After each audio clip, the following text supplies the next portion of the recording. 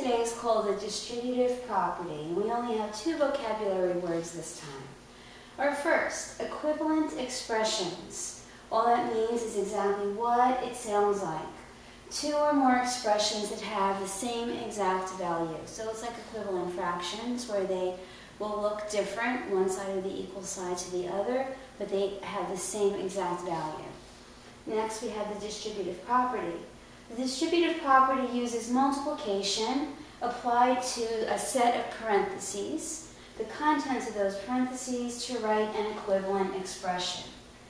And we are going to use the distributive property in each of our 4 examples today. Let's take a look at this one. I'll read it while you write it. A movie ticket costs $12 and a pair of 3D glasses are an additional $3. How much will it cost for 4 people to attend this show? So in using the distributive property to set up an expression to find out how much money we would spend, we have inside our parentheses, the cost of going to this movie. $12 for the ticket and $3 for the glasses. That is our total cost for one person. And on the outside of the parentheses, we have 4 because we want to know what it costs for 4 people. Our next step is to simplify what's inside those parentheses following the rules of PEMDAS. So now we have 4 times $15 because it's $15 per person. So for 4 people to attend this show, it will cost $60.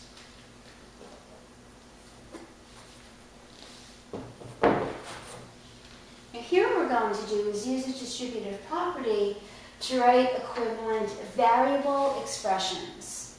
Let's take a look at this one. I've already completed it. What we have here is 6 times the quantity x plus 3. That means 6 times the value of whatever is inside those parentheses. So the distributive property tells us that what we need to do is take this 6 and multiply it by the first term in the parentheses, which gives us 6 times x. And then we go back to the 6 because it has to be applied to every piece of the expression inside the parentheses. So now we have to multiply 6 by this positive 3. So we have 6 times x and 6 times 3. And then when we simplify this line, we have 6x plus 18. And this is the simplest form of this expression. Now let's take a look at this next one. We're going to work along now as you copy and as you listen. What we have here is a negative 4 times the quantity, 8m minus 3. So the distributive property tells us that this negative 4 gets multiplied to every piece of the expression within these parentheses. So first we are going to multiply a negative 4 times 8m. And we are going to combine that with a negative 4 times negative 3.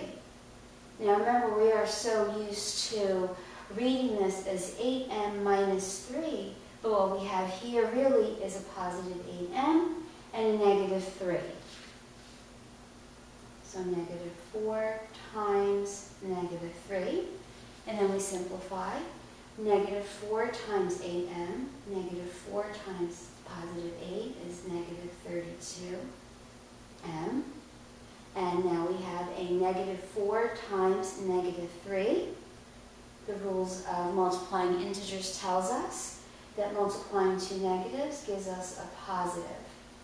So negative 4 times the quantity, 8m minus 3, in its simplest form, is negative 32m plus 12.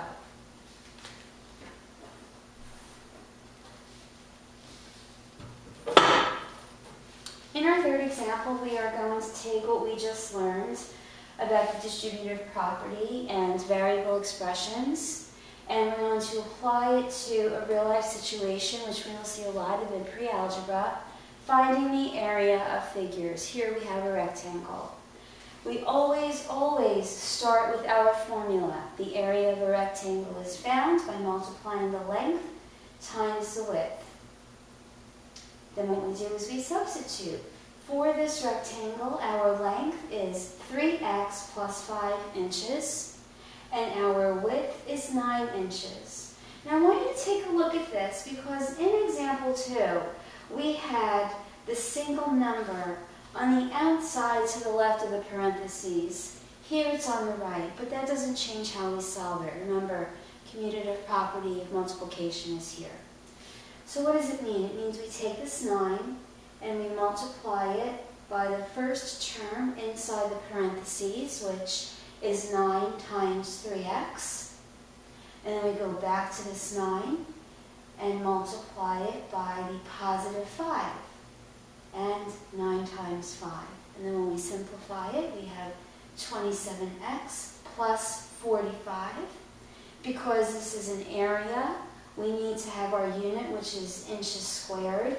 And the reason I put our area in parentheses is that I want this inches squared to apply to this whole expression, not just to the 45. So again, the area of this rectangle is 27x plus 45 square inches.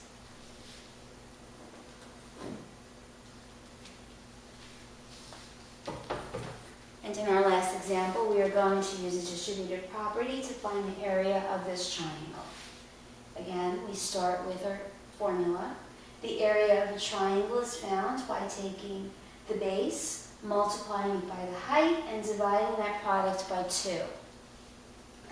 I started working this out. What I did was I substituted the actual lengths in the formula. So our base here is 8 units, and our height is 24w minus 1.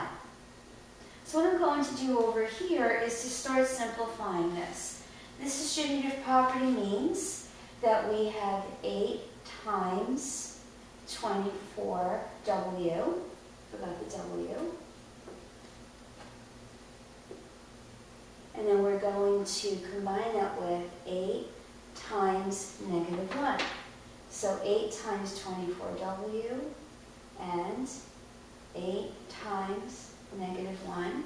And we had to remember to divide that by 2. We'll simplify that. 8 times 24w is 192w. 8 times negative 1 is a negative 8. And again, dividing that by 2.